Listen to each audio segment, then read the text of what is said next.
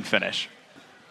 Thank you very much, Freak. We'd like to welcome Cloud9's King of the Jungle, Meteos, to the desk. Congratulations on the win. I'm sure you're making some people think that tweeted out today their favorite NALCS plays might have changed after that one. And now I have to ask you, how many times has that actually happened in your professional career in a solo queue chance? Has that ever happened before for you? Actually, building full damage on Nocturne is something I do in scrims where when everything goes really badly early game, because Nocturne can't help that much early game, I just sort of say YOLO and just build full damage and hope that I can split push. I've never had it to that extent where I actually take the Nexus, but usually I can 1v1 most people and just put a lot of pressure down there, and then usually their team groups up and kills me a lot. But I managed to not die that many times that game, and then it worked out somehow. Right on. We actually saw you a few times in those fights, maybe not building full damage on junglers a lot. You're forgetting to use the Yomus and the Cutlass. Was it just not the Randuins? It's so many buttons to press. Like, when I go in, I press Alt, and then while I'm ulting in, I'm trying to start my Fear Tether, Spell Shield something, Yomus, and Bork all at once. So it's like playing the piano on my keyboard. You just got to use your whole hand. Yeah, that's what I need to do. I need to set it all the things on the numpad and just start spamming that with my right hand. Yeah. But yeah, it's pretty hard to do, and I forget some of the hotkeys sometimes. I think there's one kill I missed because I didn't Bork, and I didn't Yomu sometimes, so I don't know. I'm not that good at button mashing, I guess. It happens. Just kind of a general question, though, about that game with Team Coast, because you guys have been so dominant kind of up until that game. Why did it actually get out of hand in the first place? Well, honestly, I think it's just because we locked in first place yesterday, so this game didn't mean as much, and I think we just weren't really there mentally. We were dying to stuff early game that I would sort of be like, hey, I think Eve's top, and then balls would die. And it happens in scrims a lot where when the game doesn't matter as much, I feel like we sort of slack off. Right. And that definitely just, came back and bit us that game. And we probably should have lost, honestly. So it really wasn't a good performance from us. Coast played really well. I think better than I guess we expected them to. Yeah, well, you still won, got the 13-game winning streak. And we do have a replay of the final sequence because we just kind of want to live through it one more time. If we just pull that back up on our screen. Meteos, tell me what your team communication was like as you did your own thing. They got Baron for the second time, and we knew there's no way we could win a fight at this point because I'm useless in team fights, so I was just splitting bot. I got the inhibitor, and then I was like, I'm not going to come back because I won't really do anything if I do, so just try to stop them from recalling. Because you hid in the fog of war for a little while. Yeah, I did because I wanted them to think I was backing to get them to go in like that. And then as soon as they went in, I just said, okay, cancel the recalls. And we basically went all out trying to cancel recalls. I said I can probably end the game if you can just cancel them. So they split up like they should, trying to get the recalls off. Lee Sin flashes away to try to get his recall or teleport or something. But my team did a good job of stopping the recalls. And when Nocturne has that much damage, he's got an AD steroid and an attack speed steroid plus full damage items. So I killed turrets extremely quickly. In that game, slowly, the Coast was able to pretty much take a very big lead.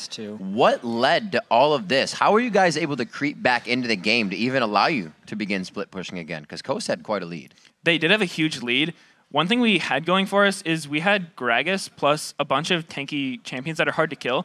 We had Gragas, Renekton, Lucian, and Karma, actually, which are all just incredibly hard champions to dive or kill or anything. And so with Gragas' wave clear, we were able to sort of do damage control. We kept trying to fight for objectives even when we were behind, which was really bad. But I guess we thought we could win the fights. And I don't know, it definitely wasn't a good game for us, but yeah. Still counts. You have the really memory now about that game. of killing both Nexus turrets by yourself while the enemy team had all 5 people alive. That's never happened before, really, in the LCS. At least you have that. But I do want to talk to you a little bit about yesterday, because we didn't hear too much from your team after the win against TSM. How huge was that for you, and how did it feel knowing you were locked down the #1 seed? It was huge because I think that might have been the first time we've been #1 all split. Maybe we were #1 for a bit in the beginning, but anyway, it was a big win for us. TSM's looked good all split. All of our games for some are close, and we got I don't really remember the game that well. I think we got an advantage early, and we were just able to snowball on them. So, I mean, it felt good to win. Yeah, you guys definitely dominated TSM, and I almost want to ask you now, you have 2 weeks off before playoffs, and you guys have been going non-stop, really, for 12 weeks, because the off week at the LCS was you guys at IM Katowice. What's it going to be like having those 2 weeks off? Well, it's basically going to be the same thing, just a ton of practice. I've actually sort of taken a couple days off these past few days because patch 4.5 is a huge change for the jungle. And so I didn't really want to solo queue. Plus all the rune changes would make me mess up my damage values.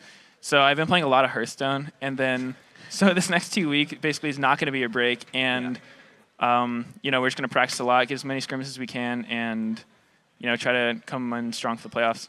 Early impressions on the 4.5 patch, I've heard Scar talking about how happy Crumbs is that carry junglers might be a little bit stronger. What are your thoughts?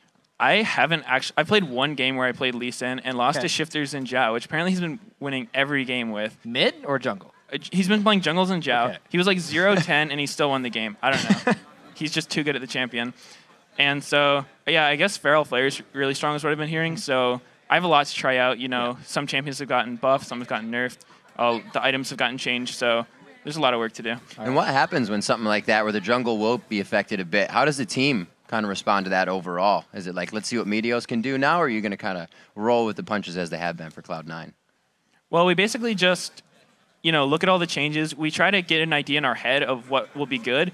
And sometimes that's, it's correct, and sometimes we're way off. And then we just see what works. In scrims, if we lose consistently to one strategy, we'll try that strategy to see if it's a really good strategy or if we're just playing badly against it. So basically, it's just what we've always done. This is a pretty big change, so there'll be a lot of things we need to relearn, but I'm pretty excited for it. I think it'll be fun. Yeah, Cloud9 always tries to find the most overpowered things in these patches. But really, this upcoming game we have, the deciding match for 7th place, XTG versus EG. What are your thoughts on this matchup? This is going to be a pretty cool matchup because both these teams really don't want 8th place. LMQ looks extremely strong, and they're likely to play the 8th place LCS team. So I think these teams are going to give it all they got, and it should be a really good game. All right, Meteos, actually, who are you giving it to? One final question. Is it going to be XTG or EG? Who am I giving it to? Well, EG's 2-1 against XTG, so probably EG. But I don't really know. Pulls out the numbers. Going with the numbers don't lie. That's what we do. Great job. Congratulations on the win. First place, locking that down, and Cloud9 for another successful split. All right, everyone. There's still more LCS coming our way after the break with XTG facing off against Evil Geniuses in the battle for